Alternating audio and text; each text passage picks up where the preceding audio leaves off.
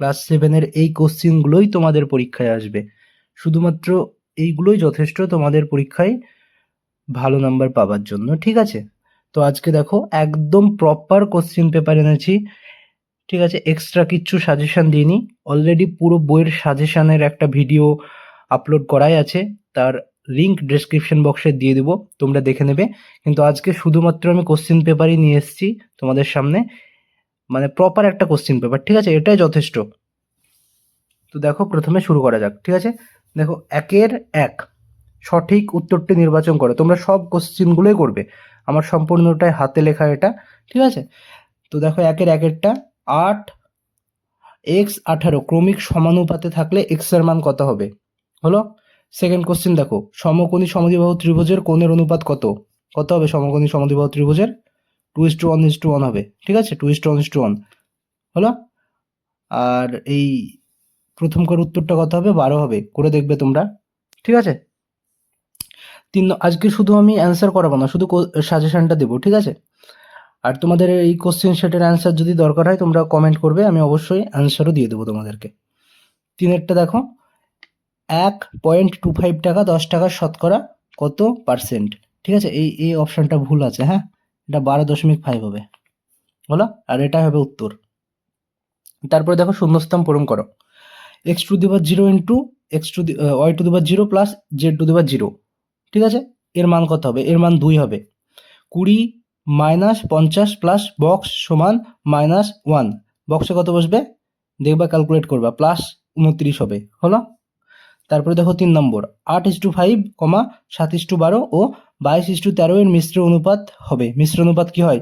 এই প্রথমকারগুলো গুণ, মানে 8 into 7 into 22 is to 5 into 12 into 13 দিয়ে করবা, যেভাবে হয়, ঠিক আছে? তারপরে 4-এরটা দেখো, 12ab ভাগ 3a, বক্সে কত হবে? সমান কত?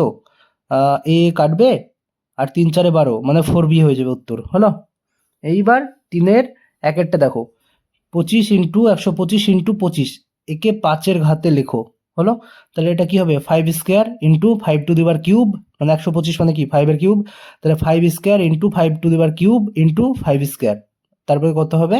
গুণ থাকলে পাওয়ারে যোগ হয়ে যায়, তার মানে 5-এর পাওয়ার কি হবে? 2 + 3 + 2, মানে 5 টু দি পাওয়ার 7 হবে উত্তর, হলো। তারপরে দেখো সরল করো, ঠিক আছে? a into b minus C minus b into সি minus A minus C into A minus B, হলো। ভেরি ভেরি ইম্পর্টেন্ট, এক কথায় এটা পুরো কোশ্চেন সেট তোমাদের, হলো। তারপরে দেখো বিয়োগ করো, -3m² + 2m + 2 থেকে m² - 2, পুরো বিয়োগ। তারপরে দেখো 4-এর অঙ্ক, এগুলো সব 2 মার্ক করে, ঠিক আছে? যে কোনো 4টি করতে হবে, পুরো কোশ্চেনের মতো করে নিয়ে এসেছি, কিন্তু তোমরা সবগুলোই করবে, হ্যাঁ। তো দেখো এগুলো 2 মার্ক। 4-এরটা দেখো, এক বিশেষ প্রকার ইস্পাতের লোহা ও কার্বনের অনুপাত 49:1, এই প্রকার 250 কুইন্টাল ইস্পাতে কত কুইন্টাল লোহা থাকে, মানে লোহা আছে, ঠিক আছে? এটা একটা। তারপরে দেখো, দুটি সংখ্যার অনুপাত 5:7 এবং গসাগু 13 হলে সংখ্যা দুটি কি কি? তারপরে কোশ্চেন দেখো, চিনির দাম বাড়ার জন্য আগে 125 টাকায় যে পরিমাণ চিনি কিনতাম, এখন 150 টাকায় সে পরিমাণ চিনি কিনি, চিনির দাম শতকরা কত বেড়েছে, হলো। তারপরে নেক্সট, তারপরে দেখো নেক্সট 3-এর অঙ্কগুলো, ঠিক আছে? এগুলো 3 মার্ক করে থাকবে। দেখো 1-এর, 3টি ধনাত্মক পূর্ণ সংখ্যার প্রথম ও দ্বিতীয়টির গুণফল 24, দ্বিতীয় ও তৃতীয়টির গুণফল 48 এবং প্রথম ও তৃতীয়র গুণফল 32 হলে সংখ্যা 3টি কি কি? সেকেন্ড কোশ্চেন দেখো, 240 মিলিলিটার ডেটল জলে জল ও ডেটলের আয়তনের অনুপাত 1:3, এর সঙ্গে আরও 60 মিলিলিটার জল মেশালে জল ও ডেটলের আয়তনের অনুপাত কত হবে, হলো।